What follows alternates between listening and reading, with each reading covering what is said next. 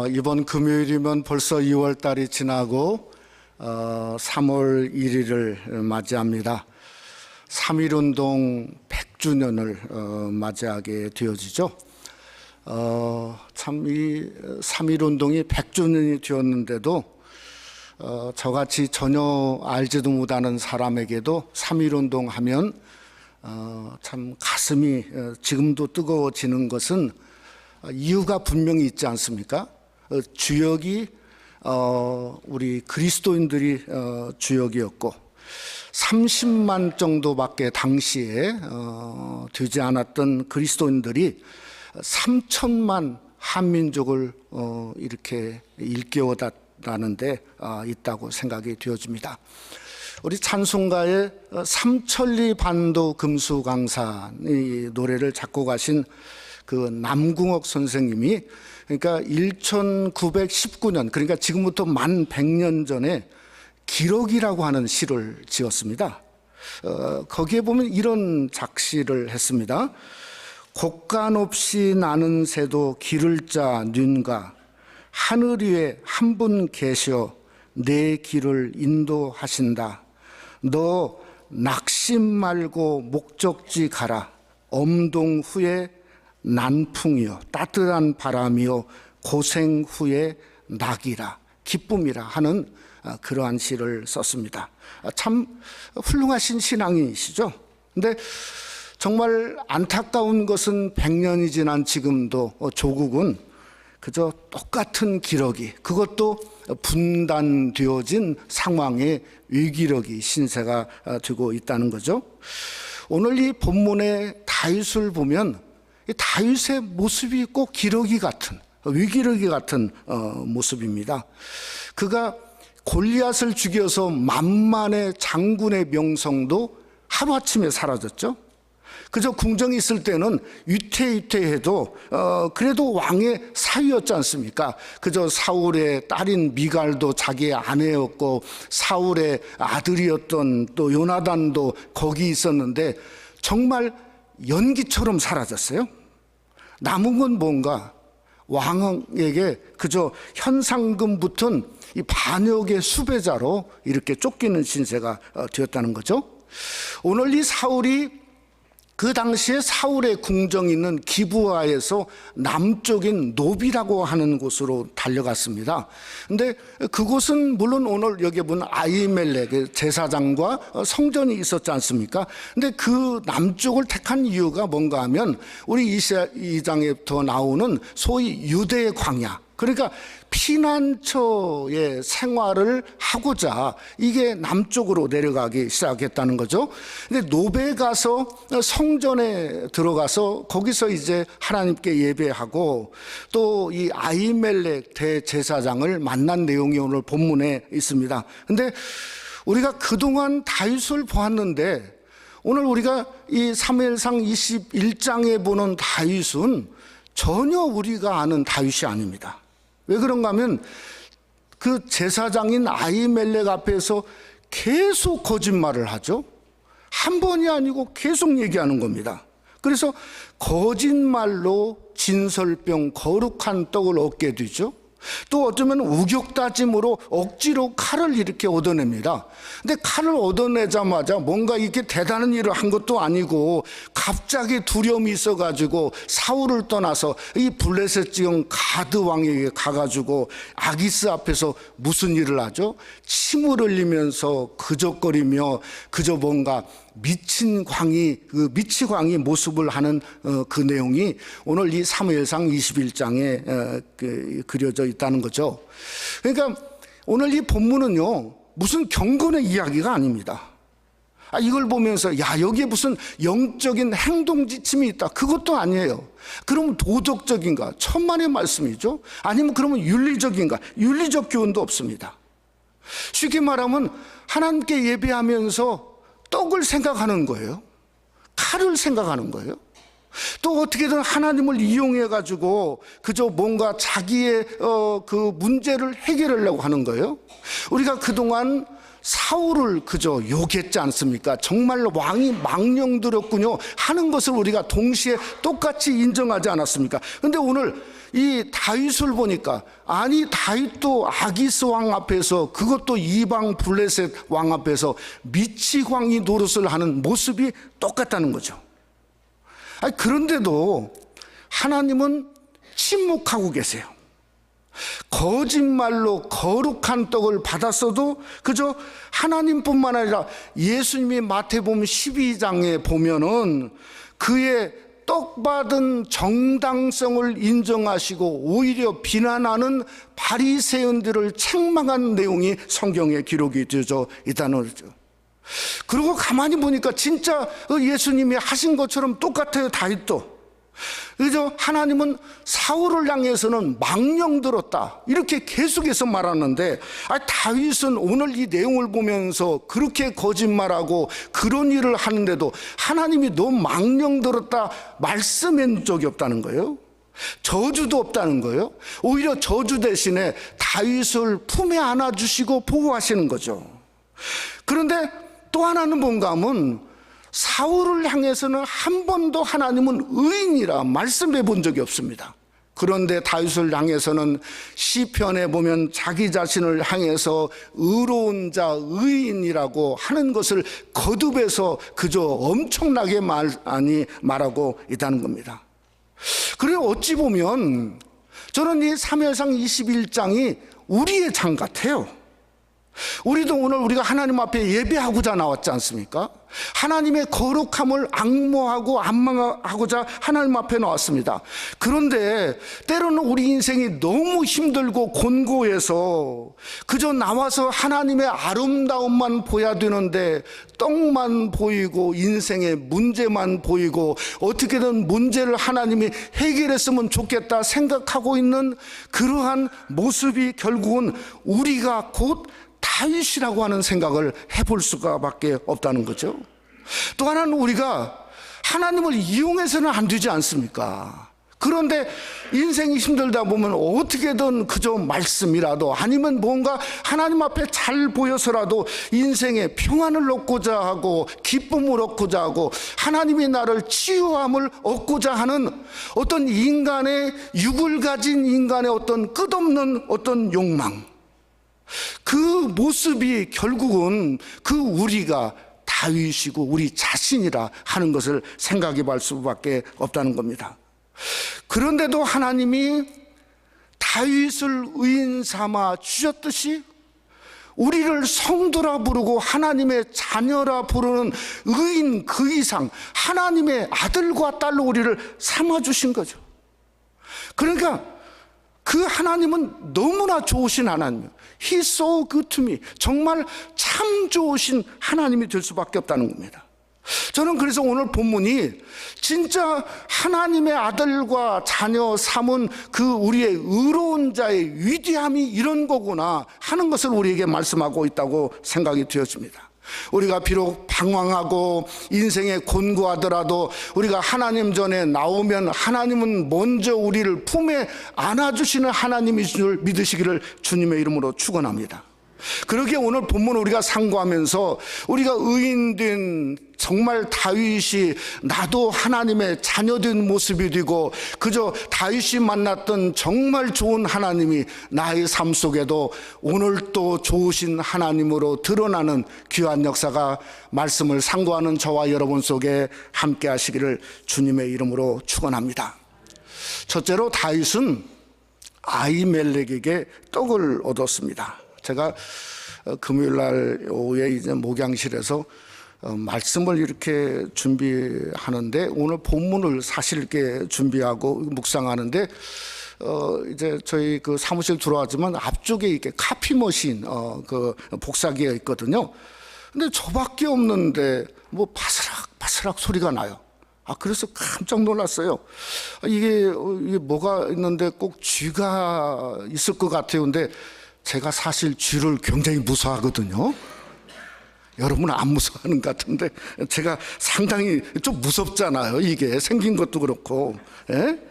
그래서 이제 어떻게 가만히 이렇게 있어봐 소리를 막 귀를 쫑긋하고 이렇게 하는데 아무 소리가 안 나요. 그래서 내가 잘못 들었는가 보다 이렇게 생각하고 있는데 또 한참 있다 보니까 조금 있으니까 이게 또 소리가 나요. 그래가지고 막대기를 들고, 예? 그 복사기를 향해서 가서 보니까 아무 소리가 안 나서 우선 먼저 이제 빈 박스를 좀 치워야 되겠다. 그래서 빈 박스를 치워가지고 이제 갖다가 이렇게 놓고 했는데 아무 소리가 안 나고 어디가 있는지를 모르겠어요. 또 앉아 있는데 이번에 또 소리가 나는 거예요. 근데 소리가 조금 다른 게요.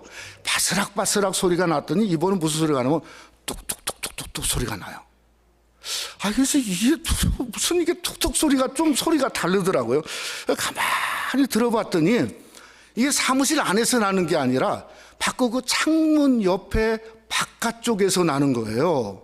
그러니 이제는 뭐 그저 겁도 없이 막대기도 안 들고 가가지고 거기는 그 블라인드를 이렇게 봤더니 거기에 뭐가 있냐면 청둥오리 한 쌍이, 예?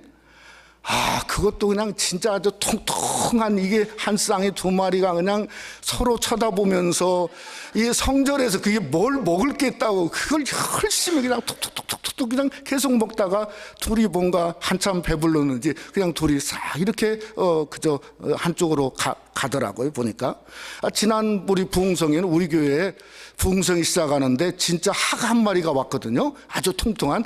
그래서 학일 그 장학일 목사님 와서 아마 그 소문이 내가지고 이번엔 청둥오리가 왔나 이렇게 생각을 했는데요. 제가 참 이게 보면서 뭐가 저렇게 맛있을까? 근데 생각이 딱 드는 게 뭐냐면요. 야, 성전이라 맛있겠구나. 이렇게 생각이 들더란 말이에요. 네? 성전이라. 여러분, 우리가 예배라고 하는 건 뭔가? 예배함으로써 하나님 앞에 거룩에 참여하지 않습니까? 근데 예배 그 이상의 일들이 사실은 예배에 참석하는 저와 여러분 속에 일어나는 거죠.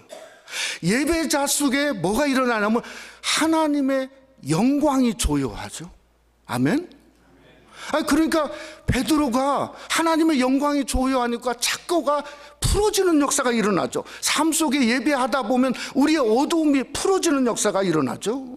또 예배하다 보면 우리의 표어대로 새 기쁨을 나도 모르게 하늘의 기쁨이 내 안에 채워지거든요. 더하는 역사가 일어나요.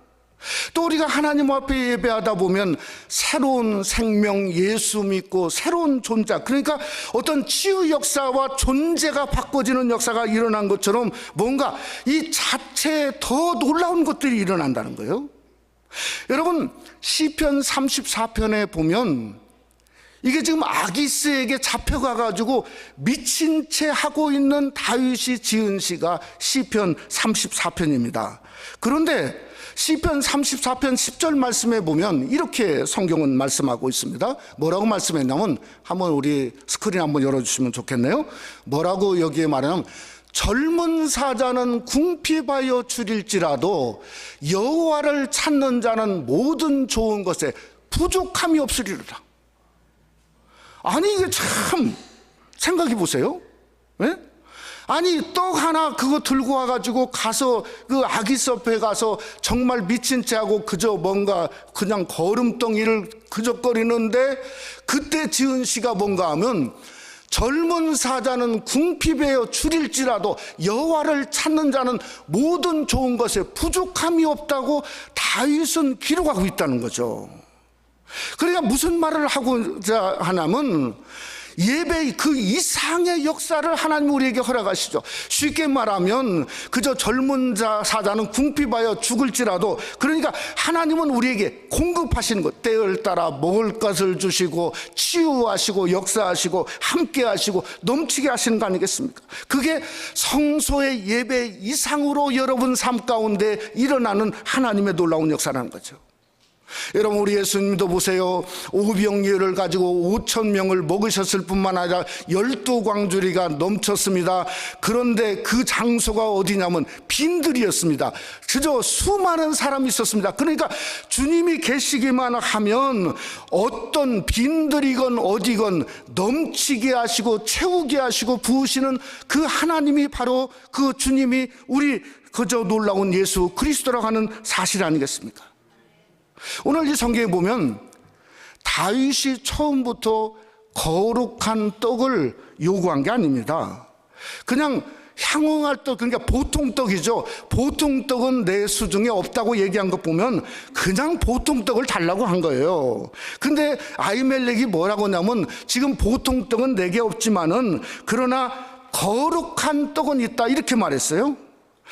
우리가 생각할 때 진짜 이 거룩한 떡이니까 이게 정말 하나님 앞에 드리는 최고 맛있고 그 다음에 최고 좋은 떡을 우리가 마치 예물 드리는 것처럼 최고의 극상품 떡이겠구나 생각을 하는데 실제로는 정반대입니다.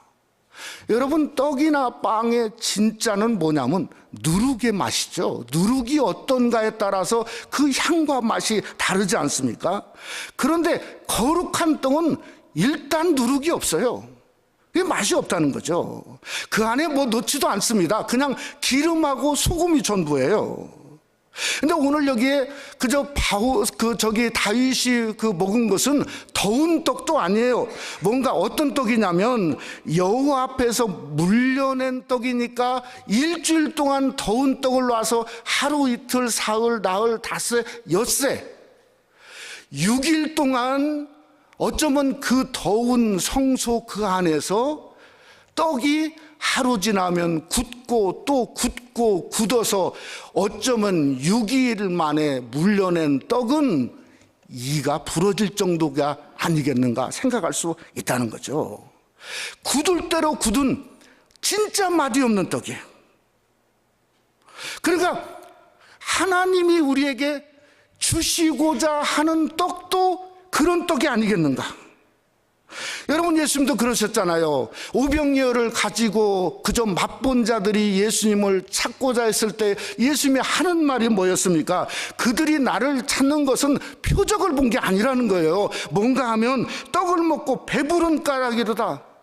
그러니까 그냥 배부른 떡, 그냥 좋은 떡, 세상의 떡은 아무리 배불러도 또 그저 뭔가 또 배고프고 그저 또 먹고자 하는 거죠. 진짜 주님이 원하는 떡은 다른 떡입니다.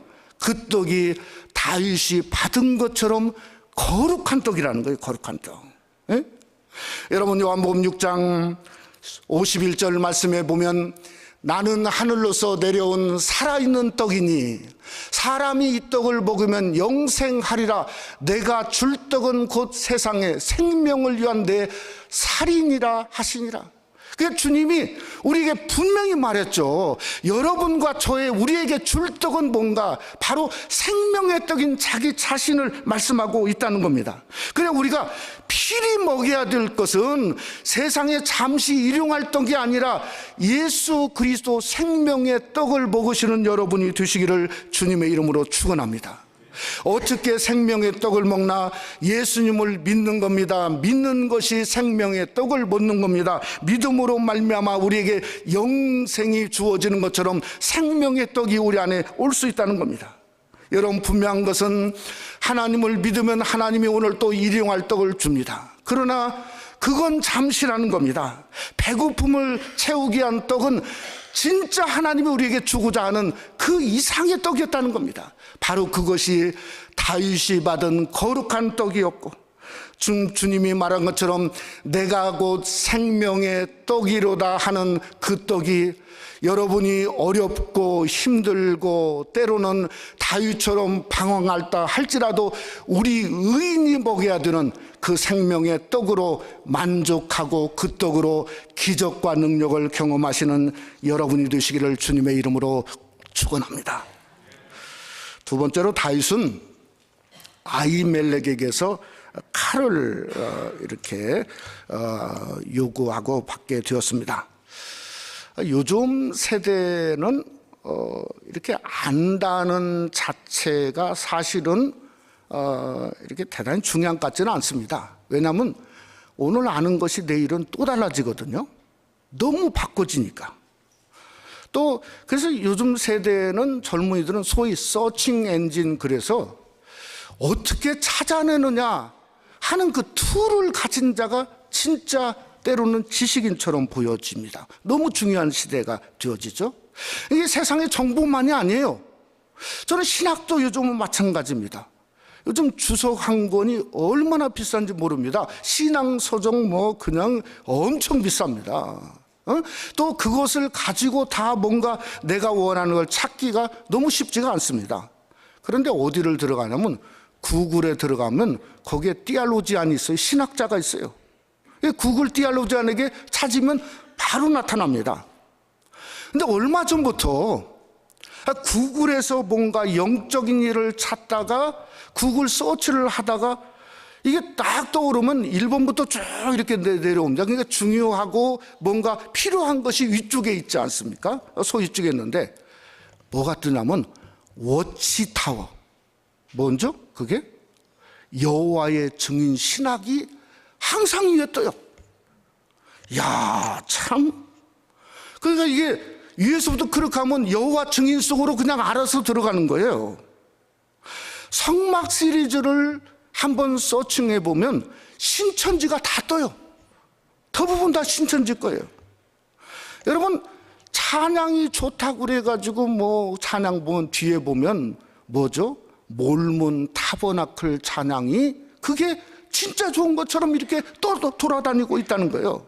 그러니까 웹사이트 속에도 뭔가 칼이 들어있어요. 비수가 들어있어요. 그러니까 무조건 뭐 유튜브에 좋다고 뭐 무슨 일이 있다고 뭐 어디가 있다고 이게 우리 성도들이 보내기도 하고 이렇게 하는데 사실은 여러분 굉장히 조심해야 될 그러한 어떤 지식의 모양들이 있다고 하는 겁니다. 어떤 면에서 오늘 이 제사장 아히멜렉이 다윗이 거짓말하는 것을 모를 리가 있었을까? 저는 알았다고 생각합니다. 왜냐하면요, 지역적으로 보면 이 사울 왕의 수도가 있던 기브아하고 이 노업 땅하고는 이게 4km밖에 안 돼요. 그러니까 2.5마일 정도밖에 안 된단 말이에요. 제가 저희 집에서 여기까지 오는데 6.6마일인데 그것도 금방 왔거든요. 근데 이게 무슨 2.5마일은 이건 뭐 지척이죠. 또 하나는 성소에 누가 있었냐면 사울의 근위대장 목자장인 그게 누가 있었다. 도액이 거기에 이미 머무르고 있었어요. 예? 그러니까 사울이 살인명령을 내린 것을 도액을 통해서 이게 아히멜렉이 몰랐다는 게 말이 안 됩니다. 또 오늘 다윗을 보자마자 떨었죠. 그러니까 다윗도 알고 있었다는 거예요, 제사장이. 그러면서 너 왜 혼자 왔냐고 물어보지 않습니까? 그러니까 이미 알고 지금 다 이게 물어보고 일어난 사건이에요. 근데 여러분, 여기에서 떡은 정말 배고프니까 그렇다 치더라도 왜 칼일까 하는 거예요. 왜 칼일까? 예? 다윗이 왜 칼을 요구했을까? 물론 칼이 필요도 하겠지만 그러나 사울을 죽이려고 칼을 제사장에게 요구했을까? 우리가 기억할 것은 그저 다윗은 사울을 2번이나 죽일 찬스가 있었는데 그저 옷자락 하나 벤 것마저도 마음이 아파했죠. 10년 동안 쫓겨다니면서도 사울뿐만 아니고 사울의 군사 단 한 명도 죽이려고 한 적도 없고 죽여본 적도 없는 사람이에요. 그러면 왜 칼을 요구하고 왜 주었을까? 만약에 이 아히멜렉이 안 주었다면 저는 이 도액이 정말 정죄의 빌미로 삼아서 그 다음 장 22장에만 어떤 일이 일어나죠? 사울에게 밀고하고 결국은 도액이 그저 아히멜렉을 죽이고 제사장 85명을 죽이고 그 높당에 있는 완전히 진멸하죠. 여자, 그 다음에 어린아이, 심지어 양 가축까지도 완전히 거기를 그저 뭔가 그 전부 진멸하는데 그것을 좀 피할 수 있는 그러한 길이었을까 이렇게 생각도 해봅니다. 근데 다윗이 원하고 준 이유가 오늘 본문에 보면 좀 보여집니다. 왜 보여지냐면 7절에 보면 도액이 있었고 8절에 보면 칼을 요구했단 말이에요. 그러면 여러분, 사울의 근위대장이 있었고 지금 이 성전에서 봤단 말이에요. 그런데 자기는 아무것도 없으니까 뭔가 칼을 요구한 것은 자기 방어용이다 이렇게 생각해 볼 수 있는 거 아니겠어요? 그렇지 않습니까? 또 하나는 아히멜렉이 왜 그 칼을 줬는가? 저는 영적이라고 생각해요. 왜냐하면 그게 골리앗을 죽였기 때문에 네 거니까 네가 가져라. 헌금한 거 빼가는 거나 똑같은 거나 마찬가지죠. 예? 그런 게 아니고 이게 무슨 의미냐면 그 칼을 주면서 네가 그 전에 골리앗을 죽였을 때는 물맷돌로 죽였다는 거예요. 그러니까 하나님의 도우심, 하나님의 역사, 전적인 하나님의 은혜를 주었으니까 너 정말 지금 보니까 거짓말하고 이렇게 있는데 이것이라도 보면서 다시금 영적으로 돌아봐라 하는 아히멜렉의 의도가 있었다고 생각이 되어집니다. 여러분, 오늘 성경에 보니까 다윗이 막상 그 칼을 받아가지고 도액을 죽인 것도 아니고 그 칼을 받자마자 은혜를 받아가지고 할렐루야 아멘 하고 그저 담대히 찬양하며 나간 게 전혀 아닙니다. 오늘 10절에 보니까 그날에, 그러니까 똑같은 그날에 그 시간에 다윗이 사울을 두려워하여 일어나 도망가서 아기스에 가서 미친 광의 모습이 되었다 하는 것입니다. 그러니까 하나도 그가 영적으로 도움을 받지 못했다는 거예요. 왜 그럴까요? 왜 그럴까요? 그 이유가 결국은 칼은 칼입니다. 그걸 어떻게 보면 알 수 있냐면 예수님 잡히시던 밤을 보면 알 수 있어요. 베드로가 자기 방어용인지 아니면 예수님을 그저 막으려고 하는지 몰라도 칼을 들고 다녔잖아요. 근데 주님이 잡히시던 밤에 제사장들 그 하솔들과 그 다음에 뭔가 그 군인들이 그저 검과 몽치를 가지고 와서 잡으려고 그러니까 그저 베드로가 칼을 빼서 대제사장 말구의 귀를 베버렸습니다. 쉽게 말하면 피었으니까 귀를 벤 거지 아니면 저대로 있었으면 그냥 그대로 목을 쳤을 거라 분명합니다. 그랬더니 예수님이 즉시 하시는 말씀이 뭐라고 하죠? 이에 예수께서 이르시되 내 칼을 도로 칼집에 꽂으라. 칼을 가지는 자는 다 칼로 망하느니라. 다윗도 그 칼을 받아서 한 번도 사용했다는 기록이 성경에 없어요. 그러니까 우리가 원하고 있고 주님이 하나님이 원하는 칼은 그런 칼이 아니라는 거예요. 도액과 같은 정죄의 칼도 전혀 아니라는 거예요. 우리의 칼은 무슨 칼인가 전혀 달라야 된다는 거죠. 칼은 칼로 망할 수 있는데 그런다고 칼이 없은 성도는 칼이 있어야 돼요. 사도 바울은 에베소 교인들을 향해서 이렇게 성경은 말씀하고 있지 않습니까? 에베소 6장 17절 말씀에 보면 구원의 투구와 성령의 검 곧 하나님의 말씀을 가지라. 아멘. 하나님 말씀을 가지라. 우리의 삶 속에 진짜 필요하고 정말 궁색할지라도 하나님이 원하는 건 다른 게 아닙니다. 말씀이 있어야 된다는 거예요. 말씀이 살아 역사해야 된다는 거예요. 말씀, 성령의 검이 우리에게 있어야 우리를 보호하고 그 말씀이 우리를 인도하시고 함께 할 수 있다는 거예요. 그러니까 하나님 말씀은요 장식품이 아니에요. 그저 어떤 정죄의 칼을 가진 도액도 이길 수 있는 건 저는 성령의 검밖에 없다고 생각해요. 성령의 능력, 성령의 권세, 성령의 사람, 성령이 함께하고 결국은 말씀이 나를 변화시키는 거죠. 왜? 하나님의 말씀은 살았고 운동력 있고 좌우의 날선 검보다도 예리하다. 오늘 장로님 기도하지 않았습니까? 그러니까 나를 변화시키고 그 예리한 검으로 우리가 나를 살리게도 하고 나를 하나님 앞에 죽게도 하고 나를 일어나게도 하고 나뿐만 아니라 모든 주위에 있는 사람들을 살리는 그러한 영적인 검, 성령의 검이 하나님이 우리에게 주고자 했던 검인 줄을 믿으시기를 주님의 이름으로 축원합니다. 올해 10개월밖에 남지 않았습니다. 올해 와서 성경 쓰기 운동이 더 열심히 하는 분들이 계십니다. 더 하나님의 말씀, 성령의 검을 갖는 우리가 될 수 있어야 된다는 겁니다. 말씀을 마치고자 합니다. 지난 이틀 전에 금요일 날 영국에 성공회가 있지 않습니까?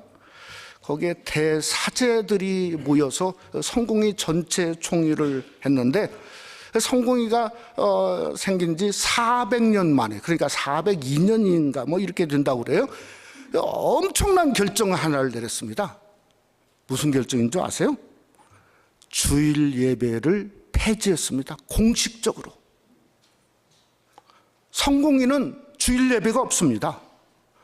그러면 어떻게 폐지했나? 찬성 폐지한다는 찬성 대사제들이 230표, 반대 2표. 그게 영국의 현실입니다. 그 영국 성공회는 더 이상 성수주일이 없습니다. 주일 예배도 없습니다. 미쳤죠? 하나님이 있는데 하나님 두렵지 않고, 예? 왜 그런가 이유 봤더니 성도가 없는 거예요. 사제 한 사람이 20교회를 맡아 해도 사람들이 모여지지 않는 거예요. 그러니까 주일 예배 필요성도 없고 공식적으로 230대 2로 폐지했어요. 이 국가가, 여러분, 성일은 창조와 함께 하나님이 우리에게 복주시마 약속한 날이죠. 저는 여러분이 일주일 살고 제가 일주일 목사로 하는 게 아니고 제 생애 가장 중요한 날은 성일인 줄 믿습니다. 거룩한 날. 왜냐하면 이 날은 복주시마 약속한 하나님이 기다리시는 날이죠. 신령한 복, 기름진 복을 기다리시는 날이죠. 그들이 폐지한 모양이 저는 똑같이 이런 모양 같습니다. 사울이 도액을 시켜서 놋 땅에는 아히멜렉 제사장 85명 여자들, 아이들, 짐승까지 완전히 멸절시키는 사건과 똑같다고 생각합니다. 다윗이 도액이 그 엄청난 일을 자행한 걸 깨닫고, 그러니까 놋 땅이 완전히 폐해가 된 것을 다윗이 듣고 나서 시편 52편을 썼습니다. 시편 52편을 썼는데요, 52편 8절 말씀에 이렇게 말했습니다. 우리 한번 시편 52편 8절 말씀 한번 다 같이 큰 목소리로 함께 합니다. 그러나 나는 하나님 집에 있는 푸른 감람나무 같으며 하나님의 인자하심을 영원히 의지하리로라. 아무리 폐허가 됐어도 자기는 성전 중앙에 있는 하나님의 집에 있는 하나님의 푸른 감람나무가 되고자 했다는 거죠. 그러니 의인이지 않습니까? 그러니 방황해도 하나님이 그를 사랑하지 않습니까? 푸른 감람나무는 뭡니까? 그 뿌리가 하나님에게 두었고 하나님의 말씀에 뿌리를 둔 것이 푸른 감람나무죠. 하나님의 인자하심을 바라보며 하나님만 의지하는 나무죠. 힘들고 방황할 때라도 우리같이 주님 전에 나와서 하나님밖에 없습니다, 하나님을 기다리는 나무가 푸른 감람나무죠. 그래서 다윗은 의인 중에 의인이고 하나님의 마음에 합한 자였다고 성경은 말씀할 수밖에 없는 거죠. 여러분, 우리도 사무엘상 21장의 다윗처럼 방황할 수 있습니다. 우리 일부 예배도 레디에이션 받고 나온 우리 성도님도 계시고 어려움 중에 있는 우리 성도님도 계십니다. 우리가 전진해야 좋은데 때로는 후퇴할 때도 있습니다. 눈물 짓고 힘들 때도 있습니다. 그렇다고 사울이 되면 안 되죠. 아예 의인이라는 이름도 없는데 그렇다고 내가 정죄의 칼을 들은 도액이 되면 안 되죠. 이것처럼 나쁜 일이 어디 있습니까? 우리는 의인 되어야죠. 푸른 감람나무, 하나님의 인자하심을 바라보며 하나님의 성실하심을 바라보며 하나님의 거룩한 땅 생명의 떡이 있게 영원한 저 천국을 바라보며 주님만 의지하는 푸른 감람나무가 바로 여러분의 존재가 되시기를 주님의 이름으로 축원합니다.